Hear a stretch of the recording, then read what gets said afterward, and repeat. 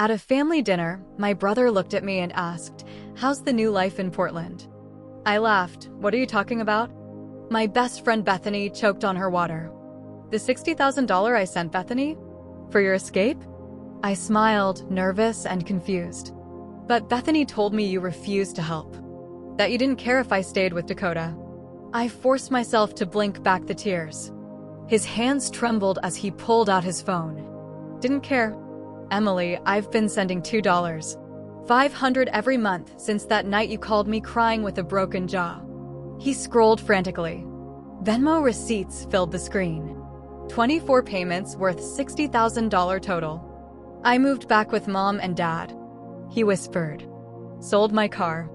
Lauren left me because I chose saving you over our wedding." When I turned to Bethany, my heart stopped. I knew that guilty look in her eyes. "She promised she'd get you out. She sent updates. Said you kept backing out." He showed me screenshots of Bethany's texts. "She's not ready yet. Almost got her out today. Keep sending. I'll keep trying." Bethany's wine glass shattered on the floor. "You told me he wouldn't help," I whispered. The silence was deafening. "Emily, you don't understand." Bethany started. "Understand what?" I stood so fast my chair crashed backward.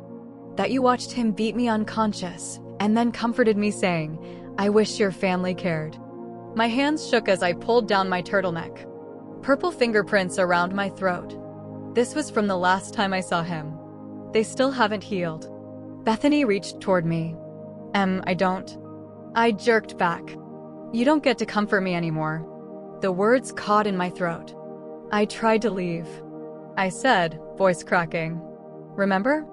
You drove me to that apartment viewing." Said it fell through. Then another. Then another. Bethany stumbled backwards, searching for words that wouldn't come.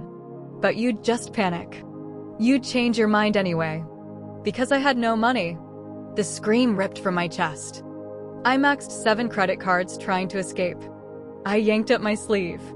Our matching Sisters by Choice tattoo mocked me in faded ink. My brother's voice was deadly quiet. "I created you a GoFundMe. It raised $4,000. And I sent that too." The room spun. "I lost my job because he found out about the remote work.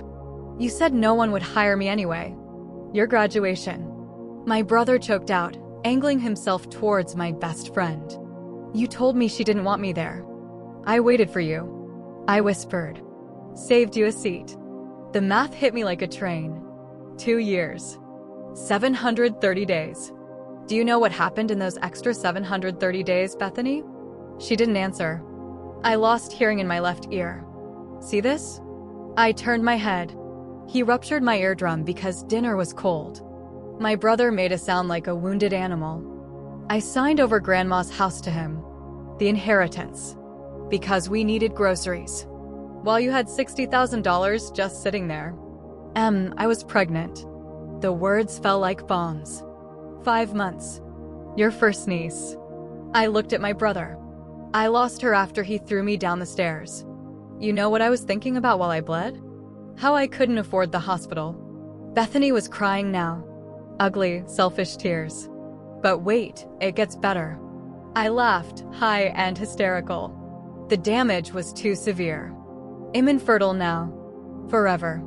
Because I couldn't afford the follow-up surgery." Bethany took a step back. But I followed. The years of rage were finally breaking free. "You want to know the best part?" I stepped closer. "You were my maid of honor. At the wedding he forced me into. You held my bouquet while I married my monster. Knowing you had my escape in your bank account." Bethany screamed. I deserved to be a mother more than someone who couldn't even leave. I paused, not understanding. "Bethany, where did the money go?"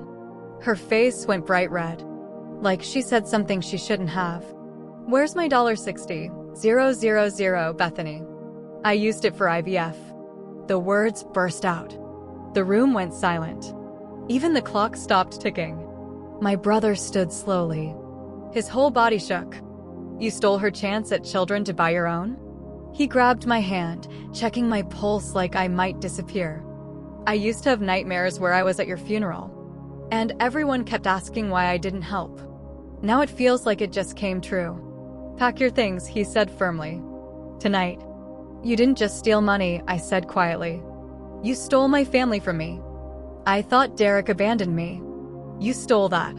Derek was already on another call. I didn't know it at the time, but Derek was about to make my parents pay.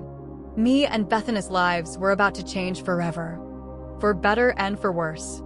Derek walked straight to my bedroom closet and yanked out the duffel bag ID hidden behind. Old winter coats. The one ID packed and unpacked a dozen times over the past year whenever I thought I might actually leave.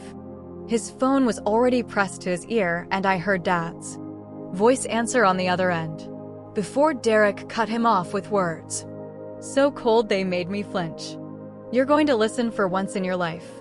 He walked into the bathroom and shut the door. But I could still hear his muffled voice getting louder with each word while Bethany sat frozen on my living room floor, mascara running down her face in thick black streaks. My hands shook as I grabbed the plastic grocery bag from under the sink and started throwing in my medications from the bathroom counter.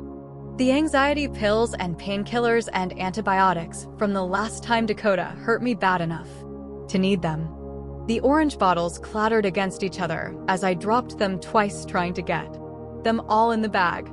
Then remembered my phone charger and had to crawl under the bed to unplug it from the wall. Derek came back out with his jaw clenched so tight I could see the muscle jumping.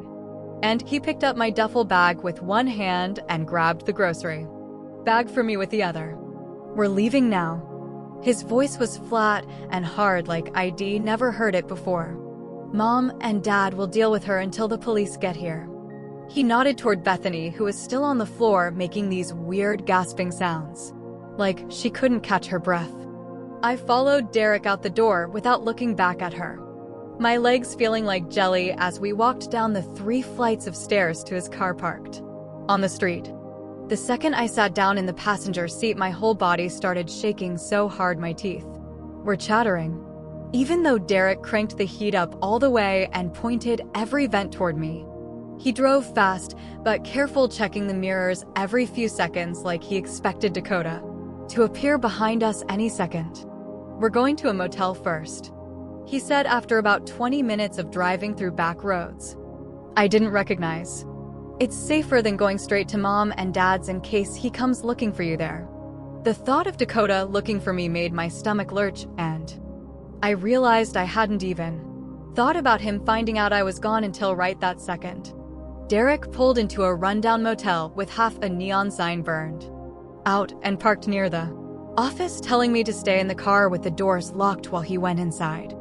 I watched him through the window as he paid the clerk in cash, not using a credit card that could be traced, and came back with 2 room keys.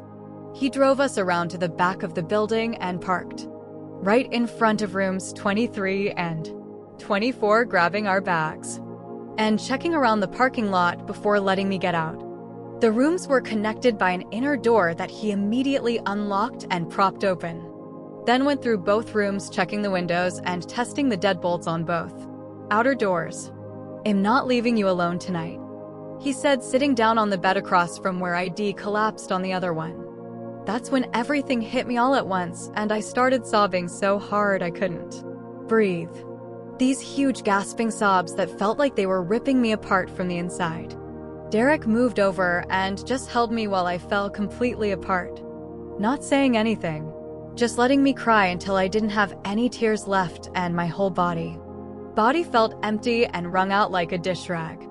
I must have fallen asleep at some point, because when I woke up it was morning and Derek was sitting in the chair by the window with his phone in his hand. There's a number here for a domestic violence hotline, he said quietly, when he saw I was awake. I think we should call them. My hands were still shaking when I took the phone and dialed the number, listening to it ring 3 times before a woman's voice answered, calm and steady like she'd done this 1,000 times before. My name is Jocelyn Reeves, she said after I stumbled through trying to explain why I was calling. I can meet you at the courthouse today to help you file for an emergency protection order if you're ready. I told her yes. even though I wasn't sure I was ready for anything. And she gave us directions to meet her at the courthouse at 10 o'clock. Derek drove us there in silence, and I saw Jocelyn waiting by the metal detectors, a middle-aged woman with kind eyes who took my arm gently and led us to a small office on the 3rd floor. She helped me fill out all the forms while Derek pulled up photos on his phone that had screenshot from our video calls over the past 2 years, pictures of my black eyes and split lips and bruised arms that had been keeping as evidence without telling me. The judge was an older woman who looked at everything carefully, studying each photo and reading my statement twice before signing the temporary restraining order against Dakota. "This is valid for 2 weeks until your hearing," she explained. But I knew it was just paper, and paper couldn't be used. I didn't actually stop him if he really wanted to find me. Derek drove us straight from the courthouse to an urgent care clinic, where the doctor, a young woman with gentle hands, took photographs of the purple fingerprints around my throat and documented every cut and bruise on my arms and legs. I wonder what Derek's really saying to their parents behind that bathroom door while Emily's packing. There's something about how cold his voice got that makes me think this family dynamic runs deeper than we're seeing right now. She gave me a referral to see an ENT specialist about my damaged ear, writing notes in my chart about the hearing loss I'd been hiding for months.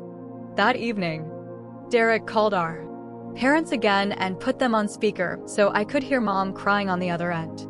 "We're getting Bethany out of the apartment," she said between sobs. She admitted everything about the money, all of it. Dad's voice came through next, and he sounded more angry than concerned when he said they'd do whatever it took to help now. Like he was mad about having to deal with this mess more than worried about me. Later that night, Jocelyn called to check on me and discuss what would happen next. "I think you should stay with family rather than go to a shelter if that's a safe option," she said. We agreed I'd go to my parents' house the next day, but only with new locks on all the doors, and their security system turned on, and nobody allowed to visit without checking who it was first. "Derek will stay there too," I told her. And she said that was good, that having someone else there would help. The drive to my parents' house the next morning felt like traveling back in time, passing all the familiar streets and stores from when I was growing up, before Dakota, before everything went wrong. Mom had already changed the locks and gave us new keys, and Dad had activated their security system that they'd never bothered using before. My childhood bedroom looked exactly the same as when I'd left it years ago. The same purple walls and boy band posters and stuffed animals on the shelf, like a museum of who I used to be. That first night, I woke up 4 times thinking I heard Dakota in the house, my heart racing and sweat soaking through my shirt. Even though Derek had dragged an air mattress into my room and was sleeping right by the door, the familiar wallpaper with its tiny flowers seemed to belong to some other girl's life, someone who hadn't been broken into pieces and put back together with her. 3 days later, Detective Winnie Guzman knocked on my parents' door at 9 in the morning. She was older than I expected, with gray streaks in her hair and tired eyes that had seen too much. Derek sat next to me on the couch while she pulled out her phone to record everything. She asked me to start from the beginning with Dakota, and I talked for 2 hours straight. My voice cracked when I described the beatings and the lost baby, and signing over Grandma's house. She wrote notes while I talked and asked specific questions about dates and hospital visits. Then she wanted to know about Bethany and the money, and Derek pulled up all the screenshots on his phone. He showed her every Venmo payment and every text where Bethany lied about me backing out. The detective scrolled through everything slowly and took pictures of me with her own phone. She said the DA would review everything for possible fraud charges against Bethany. Before she left, she gave me her card and said to call if I remembered anything else. That afternoon, Jocelyn called and said she found a civil attorney named Alistair Bowen, who wanted to meet with us. His office was downtown in a building with marble floors, and I felt out of place in my old sweatshirt. Alistair was younger than I thought lawyers would be, with thick glasses and papers everywhere on his desk. He listened to the whole story without interrupting, then explained we had a strong case for theft and fraud. He said I could sue for the full 60,000 plus extra damages for being trapped longer with Dakota. The legal terms made my head spin, but he broke it down simply. Bethany took money meant for me under false pretenses, which was fraud and conversion. He pulled out a stack of papers for me to sign to officially hire him as my lawyer. His fee would come from whatever we recovered, so I wouldn't owe anything up front. I signed everything with shaking hands while Derek read through each page carefully. That night I couldn't sleep, so I started going through my old emails on my laptop. Something felt wrong about how I never saw Derek's messages about the GoFundMe he mentioned. I searched for his email address and found dozens of messages in my spam folder somehow. But when I looked closer, I saw someone had created email filters to automatically delete anything from Derek. The filters were dated 2 years ago, right when he started sending money to Bethany. My stomach dropped when I realized Bethany must have gotten into my email account somehow. She knew my passwords because we used to share everything like sisters do. I found the GoFundMe link Derek had sent with pictures of my bruised face and his plea for help. For $1,000 from strangers who wanted to help me escape, and I never even knew it existed. The betrayal hit me all over again, and I threw up in the bathroom sink. Derek heard me and came to check, and I showed him what I found on the laptop. His face went white when he saw the email filters, and he started pulling up his own phone. He had saved every text conversation with Bethany for the past 2 years in a folder. He showed me message after message where she controlled his access to me completely. She told him I didn't want him at my graduation because I was too ashamed to see him. She said I refused to come to holidays because I couldn't face the family after marrying Dakota. Every single lie was perfectly crafted to keep us apart while she played the supportive best friend. She even sent him fake updates about trying to get me out with specific details about apartment viewings. Meanwhile, she was telling me Derek abandoned me and didn't care if I lived or died. The manipulation was so calculated it made me physically sick to read through everything. 2 days later, Alistair called to say he was sending official legal letters to preserve evidence. He sent one to Venmo requiring them to keep all records of Derek's payments to Bethany. He sent another to GoFundMe to preserve the fundraiser Derek created and all donation records. Then he sent a demand letter directly to Bethany requiring her to maintain all bank records about the money. She had 30 days to respond or we would file the lawsuit and make everything public. My parents called that night asking for a family meeting, and we drove over the next morning. Mom had been crying and her eyes were red and puffy when she opened the door. She sat us down in the living room and admitted she suspected something was wrong with Dakota. She said she saw the bruises at Thanksgiving, but didn't want to interfere in my marriage. Dad got defensive immediately and started complaining about the legal mess we were creating with Bethany. He said lawsuits would just drag everything out and make our family look bad in town. But he agreed to support me even though his voice sounded more annoyed than caring. The conversation went in circles with Mom crying and Dad getting frustrated about money and reputation. I left feeling more alone than before, even though they said they wanted to help. The next week I finally saw the ENT specialist about my ear, and she did a bunch of tests. She confirmed what I already knew about permanent hearing loss from the ruptured eardrum. She said the damage was too old to repair surgically and scheduled me for a hearing aid fitting. I would need to wear one for the rest of my life and replace it every few years. Another thing Dakota stole from me that I could never get back no matter what happened legally. Jocelyn called that afternoon and asked if I wanted to attend a support group for abuse survivors. I didn't want to go, but Derek said it might help, so I agreed to try once. The meeting was in a church. basement with folding chairs in a circle and terrible coffee. There were 8 other women there, and they all had different stories, but the same broken look. One woman's sister stole her inheritance while she was in the hospital after her husband's attack. Another woman's best friend sabotaged all her job applications to keep her dependent and trapped. Hearing their stories made me realize betrayal comes in so many forms, but the pain feels the same. I didn't talk that first meeting, but I listened to everything and cried quietly in my chair. 2 weeks after the restraining order, Dakota started calling from different numbers, leaving voicemails. He would cry and apologize, then get angry and threatened to find me wherever I was hiding. Derek helped me document every call, and we went to the police station to file a report. The officer said they would arrest Dakota if he kept violating the order, but I knew that wouldn't stop him. We changed my phone number that day and only gave it to necessary people like lawyers. 3 weeks after sending the demand letter, Alistair got a response from Bethany's lawyer. The letter said she couldn't pay back the money because she was $80,000 in debt from failed IVF cycles.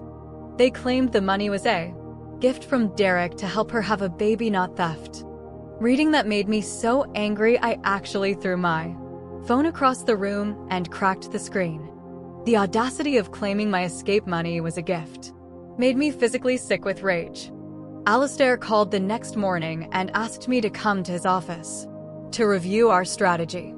Derek drove me there, and we sat in the conference room while Alistair spread out printed screenshots of all Bethany's texts to Derek. He pointed to specific messages where she told Derek I was backing out, that I wasn't ready, that I kept changing my mind. Then he showed bank records proving she deposited Derek's money the same days she sent those lies. He explained that this pattern showed clear intent to deceive and that we could prove she knew exactly what she was doing when she took the money. The legal terms made my head spin, but the basic idea was simple enough. Bethany lied to get money that wasn't hers, and we had proof. Alistair said judges hate this kind of betrayal, and we had a strong case for getting every penny back plus damages. Bethany's lawyer claiming those payments were gifts for IVF makes me wonder how long she's been planning this defense. The timing of those email filters 2 years ago, right when Derek started sending money, seems way too convenient to be coincidence. While he talked, I kept seeing flashes of my wedding day 2 years ago. Bethany had been there at 6 in the morning to help me get ready. She curled my hair and fixed my veil. When my hands shook too much to pin it right, she held my bouquet at the altar while I said vows to Dakota that made me want to throw up. She gave a maid of honor speech about true love and finding your person, all while $60,000 sat in her bank account. The memory made me so angry. I had to excuse myself to the bathroom where I dry heaved over the toilet.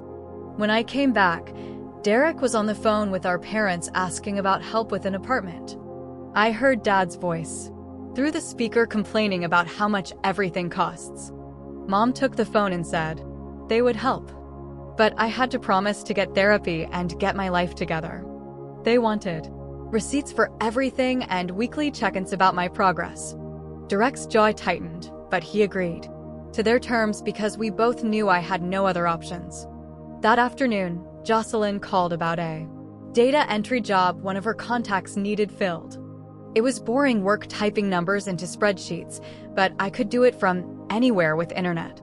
The pay was barely enough for food and basic bills, but having any income felt huge.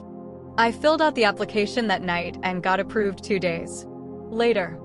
My first week, I made $300. And when the deposit hit my account, I sat on Derek's couch crying with relief. Detective Guzman called while I was working on spreadsheets the next week. She said the district attorney reviewed my case and decided to file assault charges against Dakota. There would be a preliminary hearing in 3 weeks where I'd have to testify about the abuse. My whole body went cold at the thought of seeing him again. She said I could request screens so I wouldn't have to look at him directly, but I'd still be in the same room. I agreed to testify even though the idea made me want to run away and never come back. Meanwhile, Bethany started posting weird stuff on social media about being betrayed and how only real friends understand fertility struggles. Our mutual friends started texting me asking what happened between us. I kept my answers short, just saying we had a falling out and leaving it at that. Derek wanted me to post the truth about what she did, but I was too tired to deal with the drama. I had my first appointment with Catherine Walsh 3 days before the criminal hearing. She specialized in trauma and didn't push me to forgive anyone or move on like other therapists I'd tried. Instead, she helped me make a safety plan for the hearing and taught me breathing exercises for when I felt panic rising. We talked about small goals like eating 3 meals a day and taking showers regularly. She said healing wasn't linear and some days would be harder than others. Insurance covered part of the sessions, but I still had to pay $40 each time, which ate into my food budget. A week later, Alistair called with news that made me feel like I was going to die. He got Bethany's full bank records showing where the money went. Yes, she spent thousands on IVF treatments, but she also bought plane tickets to Hawaii, put $8,000 down on a new car, and had charges at expensive stores almost every week. While I was getting my eardrum ruptured and losing my baby, she was shopping at Nordstrom with my escape money. Alistair said this would help our case because it showed she didn't even use all the money for fertility treatments like she claimed. We officially filed the lawsuit the next Monday. Alistair warned me that court records are public and people might find out about everything that happened. I thought about all the shame and secrets I'd been carrying and decided I didn't care anymore. Let people know what Bethany did and what I survived. At least the truth would be out there instead of her lies. That same night, Derek showed me his phone where had texted his ex Lauren to apologize for choosing to help me over their wedding. Her response was kind, but clear that they were done forever. She said some choices change everything and can't be undone no matter how sorry you are. Derek's eyes were red when he showed me, and we both sat there crying about everything he lost, trying to save me, while Bethany stole that chance away. 3 days later, Mom called another family meeting, and I could tell from her voice something was wrong. Dad sat at the kitchen table with his hands folded, while Mom paced back and forth near the window. Derek arrived late and took the seat next to me without saying anything. Mom finally stopped pacing and looked right at me. "We need to tell you something about Bethany." My stomach dropped because I knew this wasn't going to be good. Dad cleared his throat and started talking about how Bethany had called them 2 years ago, worried about me. She told them about the bruises and asked what she should do. Mom's voice cracked when she admitted they told Bethany to handle it herself because they didn't want to get involved in my personal business. They gave her permission to manage the whole situation instead of stepping in themselves. The room went cold and I felt like I couldn't breathe. Derek slammed his fist on the table so hard the salt shaker fell over. "You told her to handle it?" His voice was deadly quiet. Dad tried to explain they thought it would be better coming from a friend, but Derek wasn't having it. I stood up and walked out without saying anything because if I opened my mouth, I'd scream. The restraining order hearing happened 2 weeks later at the courthouse downtown. I wore my only nice outfit and sat behind the prosecutor, while Dakota sat on the other side with his lawyer. The judge reviewed all the violations Wed documented, including the phone calls and texts, despite the temporary order. Dakota's lawyer tried to argue they were just attempts to reconcile, but the judge wasn't buying it. She looked through the evidence folder with all the photos of my injuries and the police reports. After 20 minutes, she granted a 2-year protection order requiring Dakota to stay 500 feet away from me at all times. He had to surrender his guns to the sheriff within 48 hours. The judge warned him that any violation would result in immediate arrest. It was just a piece of paper, but at least now it had real consequences attached. Walking out of the courthouse, I felt a tiny bit safer, even though I knew paper couldn't really stop me. Alistair called the next morning saying Bethany's lawyer wanted to meet about a settlement. We met at his office that afternoon where her lawyer laid out the offer on official letterhead. She would pay back $30. 000 over 10 years if I signed an NDA agreeing never to discuss what happened publicly. The lawyer said this was generous considering Bethany's financial situation.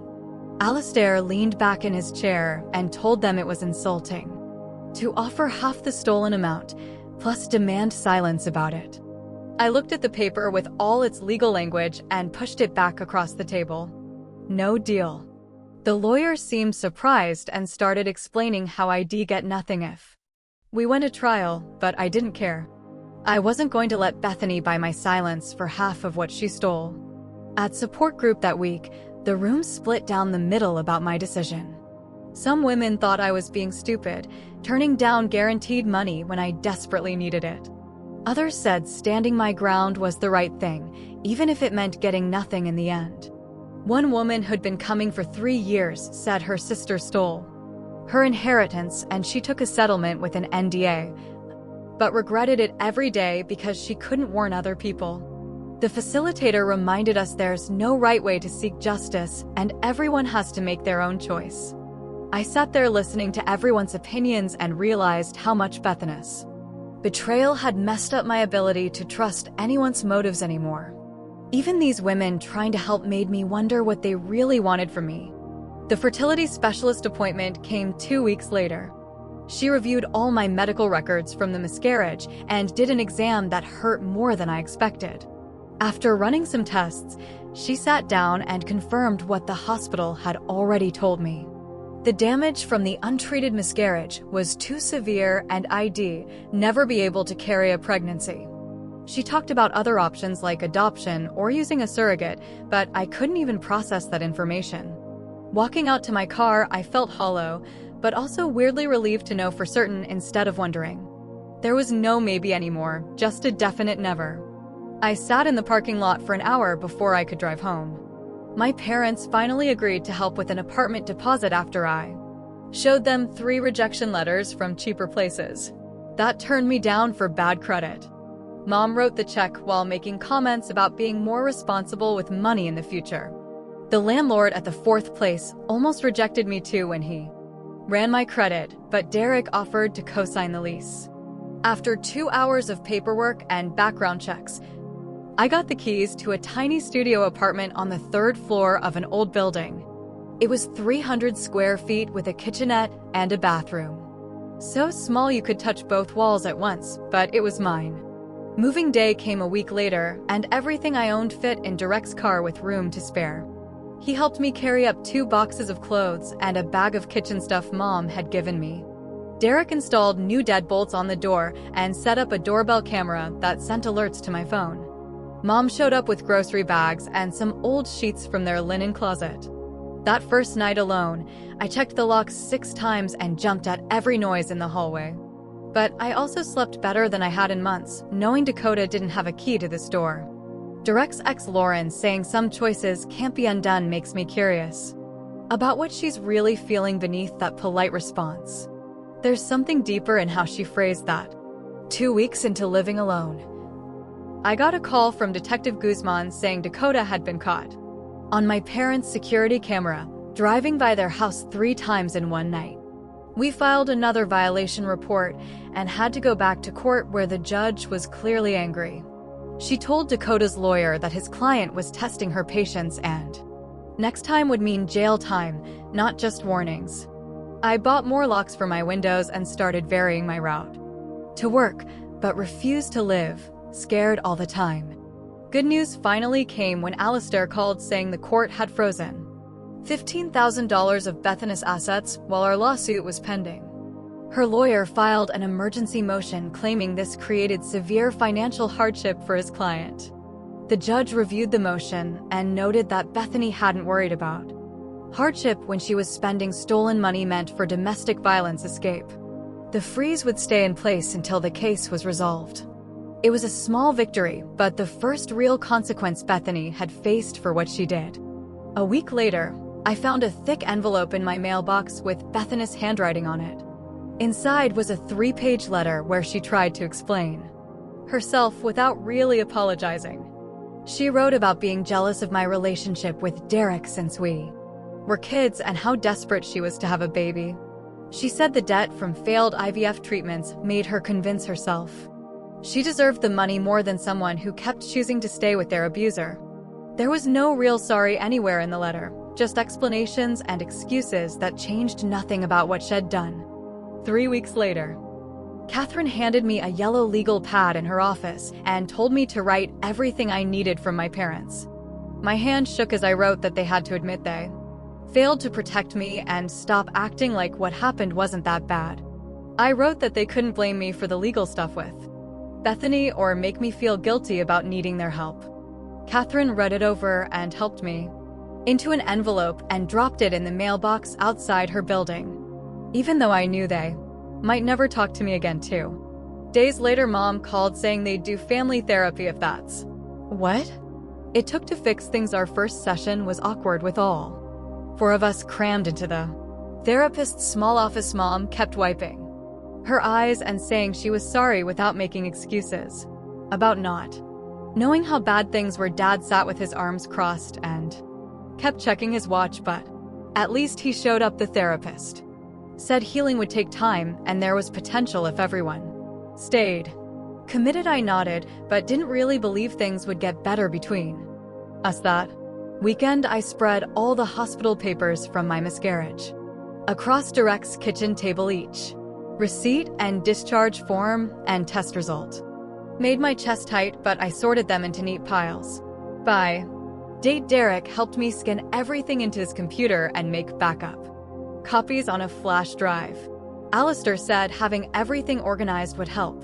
Our case against Bethany, the mediation, happened in a conference room downtown, with lawyers on both sides of a long table. Bethany wouldn't look at me while her lawyer argued she couldn't pay back the full amount. After 4 hours of back and forth, she agreed to pay $60,000 over 15 years with no NDA so I could talk about what she did. She also had to do 0 hours at a domestic violence shelter and keep paying no matter what happened with her finances. It wasn't perfect, but seeing her sign those papers admitting she stole from me felt like something. A week later, Detective Guzman called about Dakota's case moving forward. The DA offered him 3 years probation with a batterer program and permanent restraining order instead of trial. If he messed up during probation, he'd serve 2 years in prison. I thought about it for 3 days before agreeing because I couldn't handle telling everything again in a public trial. At the plea hearing, I stood at the podium reading my victim impact statement about the permanent hearing loss and infertility. Dakota stared at the table the whole time, never looking up once the judge accepted the plea and gave him the sentence while I gripped Derek's hand so hard my knuckles went white. Walking out of the courthouse, I felt empty, but also like a weight had lifted off my shoulders. The next morning, I got a call from a company that was in charge of the case, and I said, "I'm sorry, but I don't know what to do with you. I don't know what to do with you. I don't know what to do with you." About the customer service application ID sent weeks ago, the hiring manager asked about the gap in my work history, and I told her the truth about leaving an abusive situation. She said she was a survivor too and believed in second chances. They offered me full-time remote work with health insurance starting next month. I cried after hanging up because it was the first good news in so long.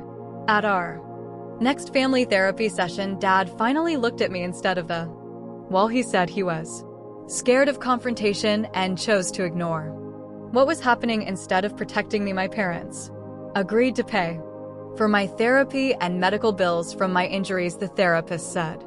It was progress, even if our relationship would never be the same as before. With insurance starting soon, I made appointments to see about surgery for the internal scar, and I was able to go to the hospital.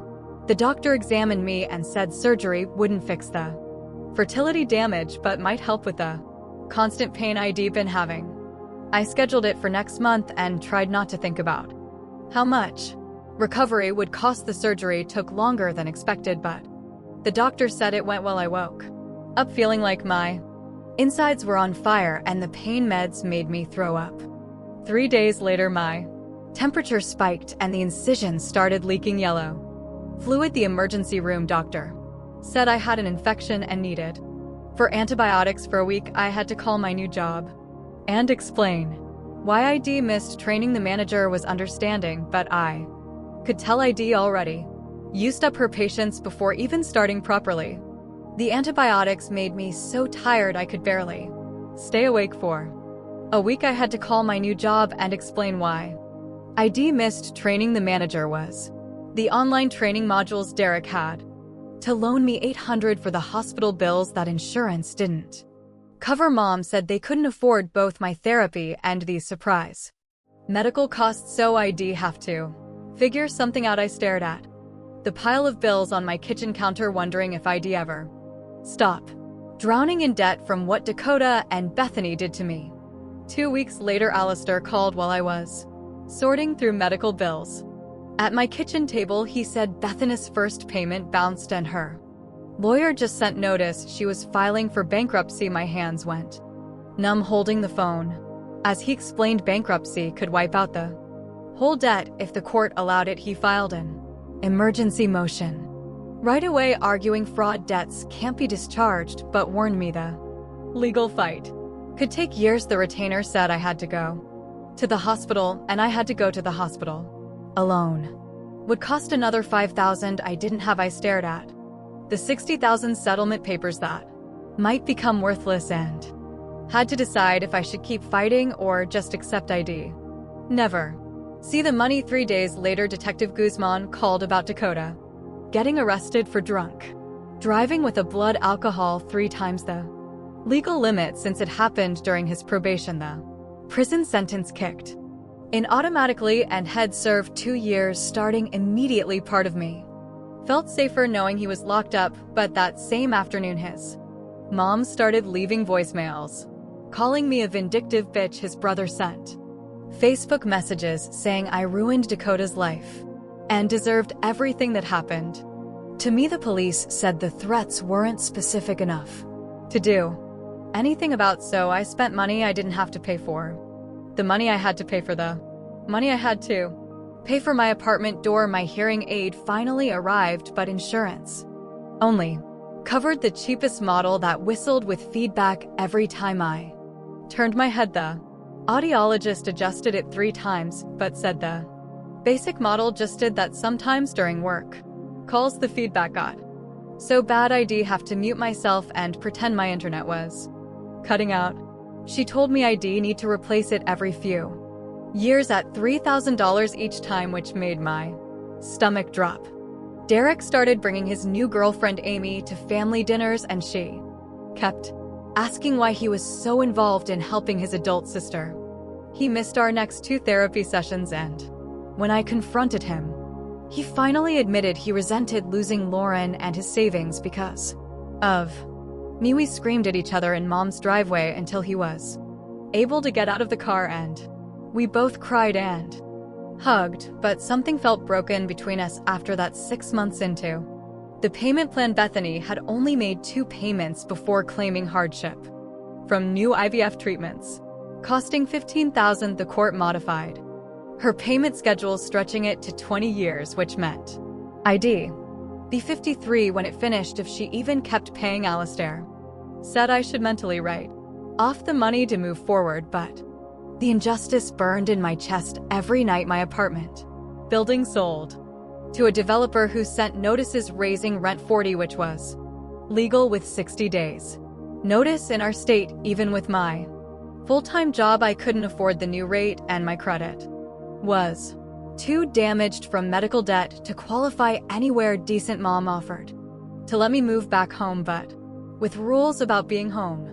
By the end of the year, I was able to move back home, and I was able to move back to my home by 10 and getting my life together. That made me feel like a teenager. At what became my last support group meeting, I looked around and recognized the same faces from a year ago, still telling the same stories. Some women had moved on with their lives, while others like me seemed stuck between who we were and who we wanted to be. The facilitator asked if I wanted to share, but I just shook my head and never went back. A year after leaving Dakota, I sat at my kitchen table with bankruptcy papers spread out next to past due medical bills totaling $48,000. The lawyer explained I could keep my car and basic stuff, but any money from Bethany's lawsuit would go to creditors first anyway. I signed my name on each form, knowing it meant 7 more years of ruined credit on top of everything else I was able to move back to my home. At least this time it was my